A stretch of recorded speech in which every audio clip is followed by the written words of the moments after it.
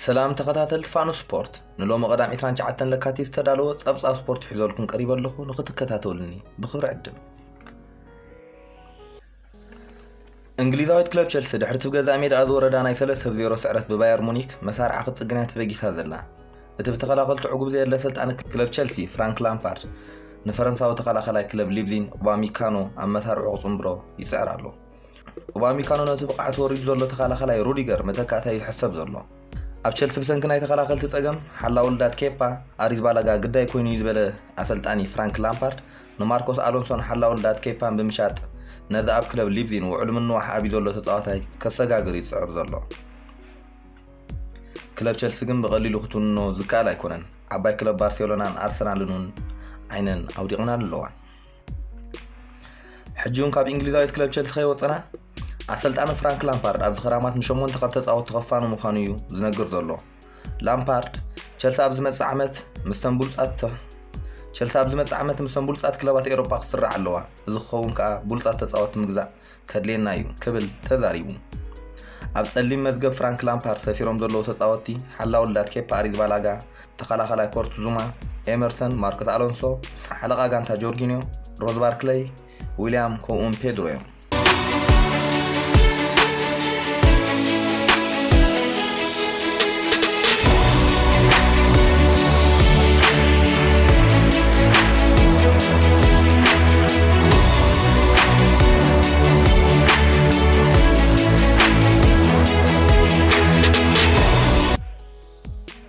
ود 23 ዓመታት ቃይ ክለብ ሊብዚን ቲም ዎርነር ብክለብ ሊቨርፑል ናይ 5 ዓመት ውዕል ተቐሪቡሉ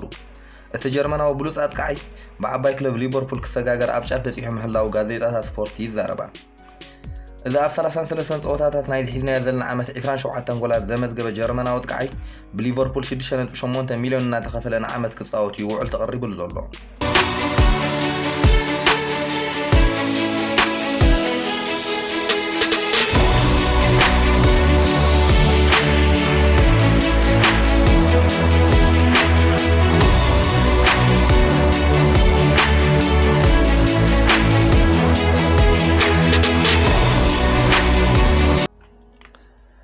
نبر تጻዋታይ ክለብ ማንቸስተር ዩናይትድ ዴቪድ ቤካም ዩናይትድ ኣብ ትሕቲ ሶልሻየር ዕውት ክትከውን እያ ኢሉ ዴቪድ ቤካም ንስካይ ስፖርት ኣብ ዝሃቦ መግለጺ ሶልሻየር ምስ ሰር ኣሌክስ ፈርጉሰን ዝመሳሰል ኣሰልጣኒ እዩ ብቕዓቱ ከዓ ካብ ግዜ ናብ ግዜ ይውስኽ ኣሎ ከምኡውን ተጻወቱን ደገፍቱን ኣብ ልዕሊኡ ዓብ እምነት ኣለዎም ንማንቸስተር እውን ናብቲ ዝነበሮ ተኽብር ክመልሳ ዝኽእል ኣሰልጣኒ እዩ ይብል ዴቪድ ቤካም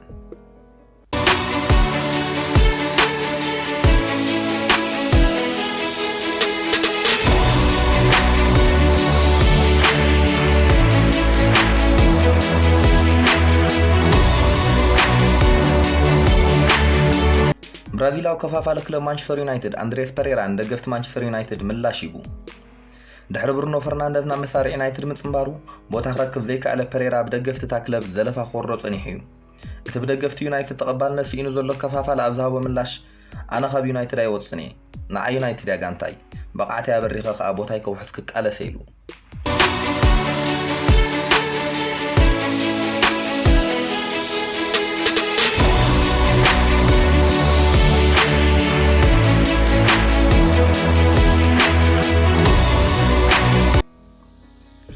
كلب مانشستر يونايتد ديفيد دهيا وي بول بوجبا ناب ريال مدريد وي جوفنتوس كشيط وسينا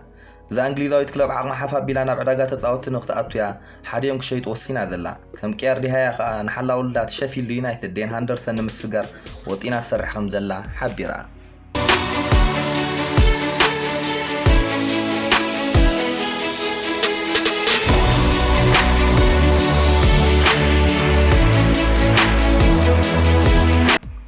انجليزاويت كلب ارسنال 25 مليون تلطيفو زل اوستراليا واكفافال هوفنهايم فلورين غريليتش تأميتا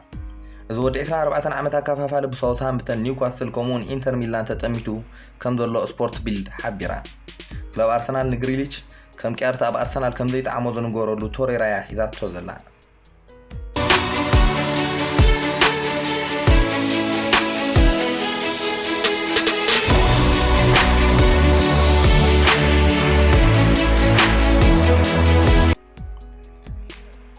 ዓርሞሻውያን ክለባት እስጳኛ ሪያል ማድሪድን ባርሴሎናን ንወዲ 22 ዓመታት ከዓይ ኢንተር ሚላን ሉቶሮ ማርቲነዝ ናብ መሳርዓን ክጽምብራ ተፋጢጠን ኣለዋ ክለብ ባርሴሎና ንማርቲነዝ ከም ቂያር ሱዋረዝ ናብ ኖ ካምፕ ኣቶም ጾታ ሓስብ እኳ እንተላ ማድሪድ ነቲ ምስጋር ብተገዳስነት ሒዛቶ ከም ዘላ ትሕብር እዚ 111 ሚልዮን ተለጢፉሉ ዘሎ ተጻዋታይ ማድሪድ ዝኸፈለት ከፊላ ናታ ክትገብሮ ምዃና ትሕብር ምስጋር ማርቲነዝ ነዘን ክልተ ጋንታታት ልክዕ ከም ግጥም ኤል ክላሲኮ እዩ ትብል ጋዜጣ ሞንቶ ዲፖርቲቮ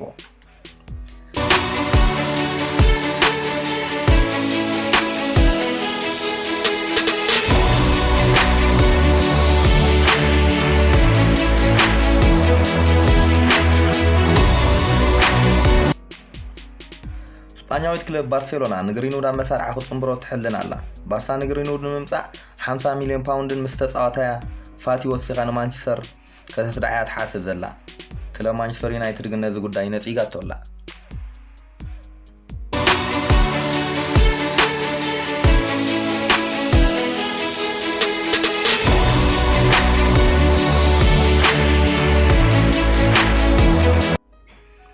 ኣጥቃዒ ክለብ ቶተንሃም ሃሪኬን ካብቲ ተገሚቱ ዝነበረ ናይ መጉዳእቲ ግዜኡ ብቕልጡፍ መጉዳእቱ ጸጊኑ ናብ ልምምድ ተመሊሱ ሃሪኬን ድሕሪ ተወሪድዎ ዝነበረ መጉዳእቲ ሓካይም ክለብ ቶተንሃም ሎሚ ዓመት ኣብ ጸወታ ከም ዘይንሪኦም ገሊጾም ነይሮም ኣሰልጣኒ ክለብ ቶተንሃም ጆሴ ሞሪኖ ምምላስ ሃሪኬን ብጣዕሚ ከም ዘሐጎሶ ገሊጹ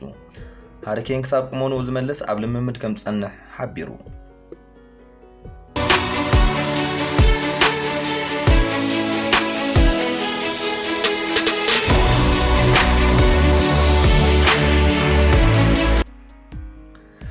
ዝሓለፈ 16 ክለባት ግጥም ኤውሮጳ ወዲቑ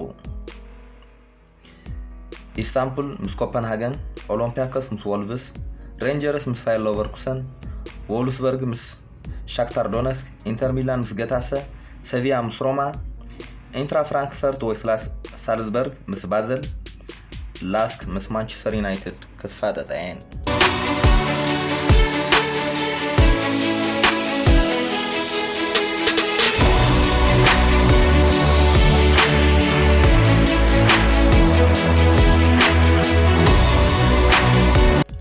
تمالم شتاب تغايد صوتات بريمير ليج انجليز تابسال ساي درجات تركب غانت براندن روجرز ليستر سيتي بنورويج 1-0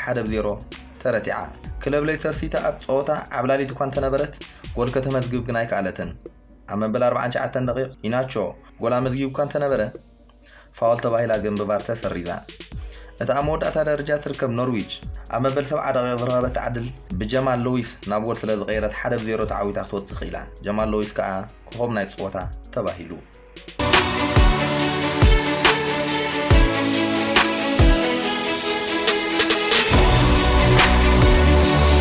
كلوبات انجليز لوما خاب ساعه 3 فرقان جميران صوتات كسلاسلاين برايتن مس كريستال بالاس